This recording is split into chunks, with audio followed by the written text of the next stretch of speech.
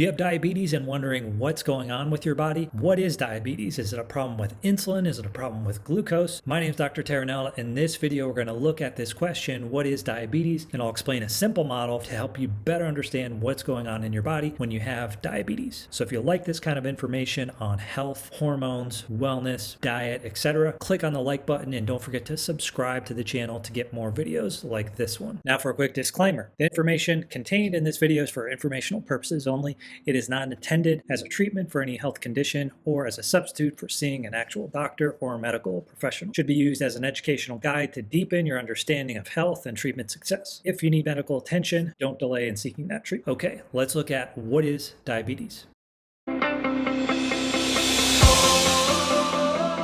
What is diabetes? Well, by definition, diabetes is elevated glucose or blood sugar above what the given reference range is. And this can be measured in a fasting state, a fed state, or even the hemoglobin A1C. I'm not going to get into the reference ranges here because they're pretty well defined by the American Diabetes Association and elsewhere. We know that if you're above that range, you have diabetes. What I want to look at here in more detail is what is actual diabetes? What's going on? So what causes diabetes is too little insulin or too little insulin sensitivity at the tissue or cellular level. These two statements around insulin basically tell us what type 1 is, too little insulin, and what type 2 is, too little insulin sensitivity at the cellular level or tissue level. And kind of a newer way to think about this, or a newer paradigm, is starting to emerge where people with type 1 also have some type 2. People with type 2 also have some type 1. And what happens there with type 1 is if you have it for longer periods of time, your body gets resistant to that insulin. You're basically putting insulin in your body every single day. Now, naturally, your pancreas would produce that, but when you're doing it on your own, you can get excess amounts of insulin present.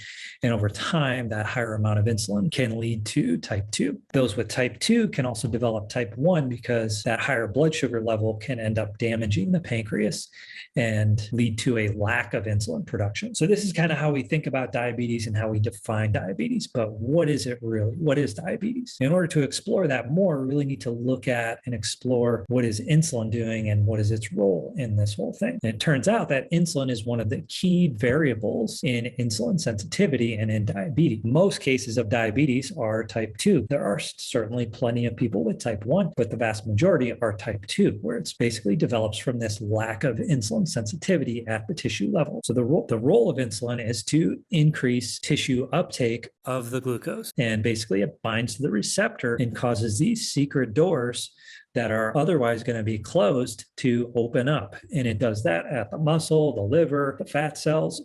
All cells can uptake glucose. Some tissues are more sensitive and more likely to take up more, such as the liver and muscle. So what's going on with people with type 2 diabetes is due to genetics or environmental things, their tissues stop responding. So the insulin binds and this GLUT4 transporter no longer opens. When this occurs, your blood glucose is going to be higher. Now the pancreas is where your insulin is produced always, and it does that in response to higher glucose levels. So the pancreas has a little sensor in there. When it sees higher glucose, it produces more insulin to drive that glucose into the cell. Therefore, when the tissue stop responding to the glucose, the insulin, so just back to our example, the insulin binds and this doesn't open up. Well, the pancreas over here is going to say, well, looks like we need to produce more insulin because the blood sugar is still high. It produces more insulin, and then eventually some of the tissues will respond more than others, and this glucose will go into the cell given enough insulin. This process of needing higher insulin in the presence of the same glucose load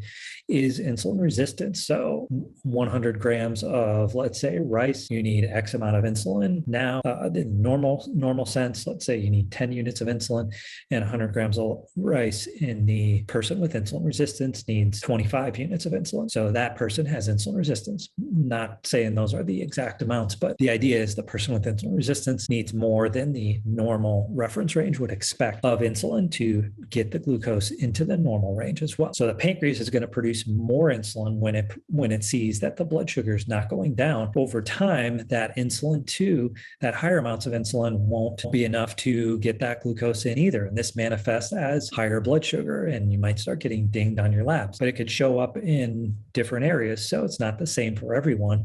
It could show up as high fasting glucose, high hemoglobin A1C, or maybe sometimes in some individuals, it's going to be high glucose in a fed state. And again, there's different reference ranges for those. So the question we want to ask is what's causing this cell not to respond to the insulin? What's causing this not to open up? The molecular mechanisms behind this are actually very complex because there's lots of research on this. So, you can go into like a lot of different details with this. And I'm not going to go into that here. But what I do want to share with you is a very simple model that helps predict what is diabetes and how your body's going to respond in different scenarios when you have diabetes.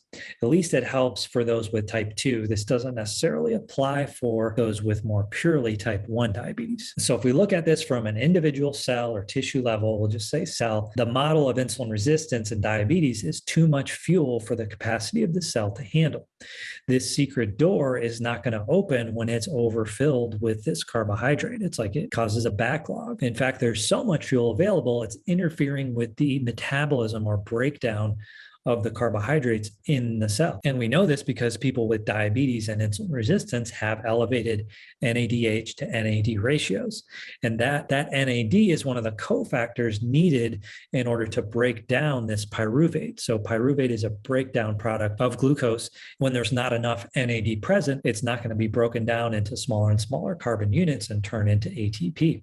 Basically, it's just going to sit here. Eventually, some of it's going to get turned into fatty acids, even get exported out of the cell into adipose tissue. What we also know about this NAD to NADH ratio is that when you fast, the amount of NAD plus goes up and the amount of NADH goes down. So that's more favorable to opening up this GLUT4 transporter because you're getting rid of all this glucose, turning it into energy because you're fasting. So you're getting rid of all the excess, and then people become more sensitive to the insulin. So that should give you a better understanding of what is diabetes. So hopefully this helps answer the question, what is diabetes? If you have follow-up questions on this, please ask it in the comment section. If you have other questions, you can ask those there too. Thank you again for watching. We'll see you next time.